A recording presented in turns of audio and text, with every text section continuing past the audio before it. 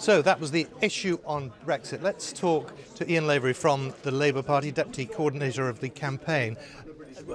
Just give me your overview about how you think Jeremy Corbyn performed tonight. I think Jeremy performed very well tonight. A little bit different. The questions were different than what they were in previous TV appearances, but I think he performed very, very well tonight. I think what people actually saw again tonight, and they've warmed to Jeremy Corbyn, is the fact that he's sincere, he's honest, and he'll answer a question. Well, he didn't answer a question, a crucial question on pushing the red button. The audience kept coming back to him, and there was no answer. You know, the best question tonight was from the young woman who asked the rest of the audience why everybody was eager to press a button and incinerate millions of people across the planet. And she got a tremendous round of applause.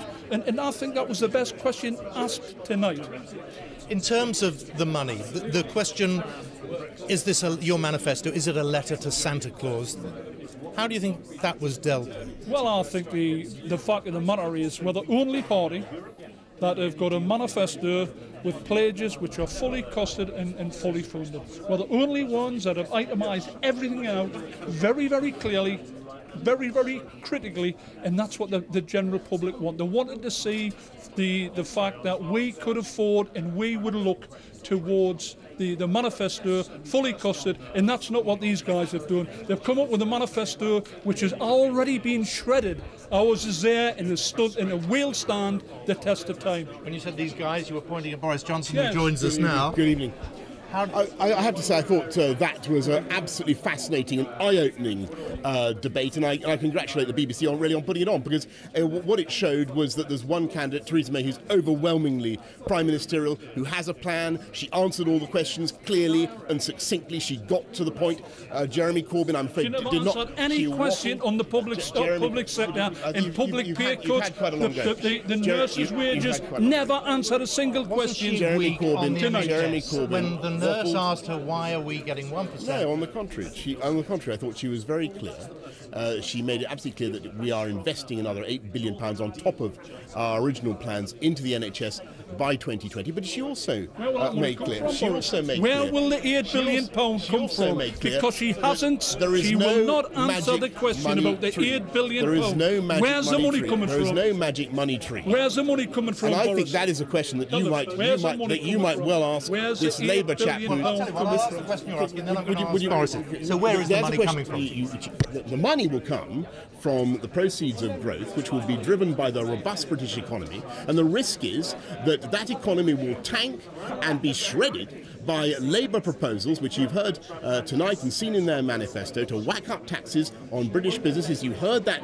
And I thought there was something extraordinary about... The taxes will be lower than what they were in 2010. They were lower than his taxes. There was something extraordinary about the note of contempt that you heard from Jeremy Corbyn towards that guy who was running a business, who was worried about the impact of taxation. What these people don't understand, and he keeps shouting in my ear, what these people don't understand is that everybody in this country depends on the success of those businesses. You don't have the faintest idea. I don't believe there's anybody in the senior reaches of the Labour Party, Jeremy Corbyn, Diane Abbott, John McDonnell. They're a crypto-communist cabal who've taken over this thing. They're not supported by 75% of Labour MPs. I think this guy is a Labour MP.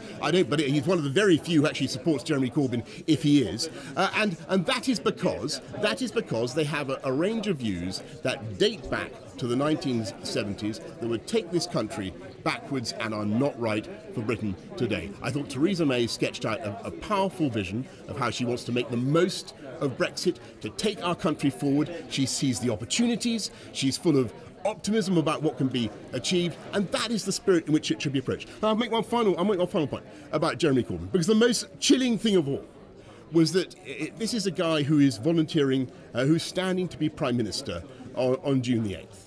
And we face all sorts of threats in our world today. We cannot guarantee that we will be immune from nuclear blackmail or whatever it happens to be. And this was a guy who was saying to the world, advertising, that if it came to nuclear blackmail, whether from Iran or North Korea or whoever else, then he, Jeremy Corbyn, would be vulnerable to that blackmail because he would never press the trigger himself. So the whole logic of nuclear deterrence is voided. It is completely pointless. It's interesting. This was an issue that the audience picked up. This nuclear button, and he did not answer. He would leave it, this country totally undefended. Well, all I would say with regard to the Brexit issue, do you really... What would you say about the nuclear issue? Because this was one that the audience raised, and they kept coming back to him but about just let me just say this, do you really want this guy and Liam Fox and David Davis negotiating a Brexit deal on behalf of this country? Yes. The answer to that is I would be devastated to think that I was in their hands. I'll tell you why. I'll tell you with regard because to we'll get a better deal, with regard to the nuclear issue, I think that what Jeremy did say quite clearly, that he would review the situation at that time. But the audience weren't convinced by that. Forgive Boris for not wanting to incinerate millions of people across the globe, like Boris would be quite happy to do. Absolutely ridiculous. I don't think you understand. I don't think you understand the logic of nuclear deterrence. And there's a direct read across. You've never been in an ordinary constituency. You didn't understand ordinary people. I'm just interested because you've helped coordinate this campaign. Sorry, Boris, just a second. You helped coordinate this Labour campaign. And his feebleness Boris, in the Brexit negotiations. Just a second. Sorry, he's just been shouting in my ear. Well, but a piece. You helped coordinate this campaign. Had Jeremy Corbyn rehearsed that particular issue coming up? Because it looked as though he hadn't. Well, I would have... You mind? No, just wondering who would answer it. No. Stop being so rude. Oh, I'm so sorry.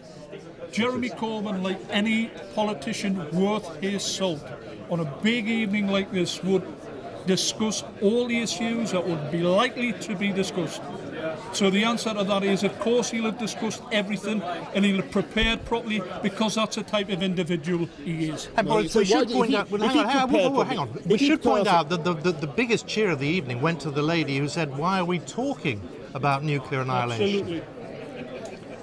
I think millions of people hearing the news that the British Prime Minister has effectively abdicated the whole point of our nuclear deterrent will be extremely perturbed. It's not just our own country that depends on Britain being strong and being robust in the world. There are plenty of allies we have in NATO around the world who look to us for a lead, who believe greatly in Britain. I think they will have been very disappointed to think that a leader of a major party could be perhaps on the verge of becoming Prime Minister on Thursday of next week with that kind of approach. And I think people in Brussels, listening to what he had to say about the EU, will really have been a bit flummoxed. It is still not clear whether he wants to be inside the single market or outside, whether he wants to be inside the customs union or outside. What he wants to achieve on immigration is still, I'm afraid, a bit of a mystery. Why did not answer the questions on the public sector, on the fact that the nurses that are keeping the NHS up and running have had a 40% pay cut since 2010 and are using food banks? He's never used a food bank. He's never been to a food bank. Right, actually, I started. Hang on a second. What I want to do, you should take that Boris, back, boy. Take it back. No, well, why don't you just sort this out? Hang on a second. Why don't you take it back?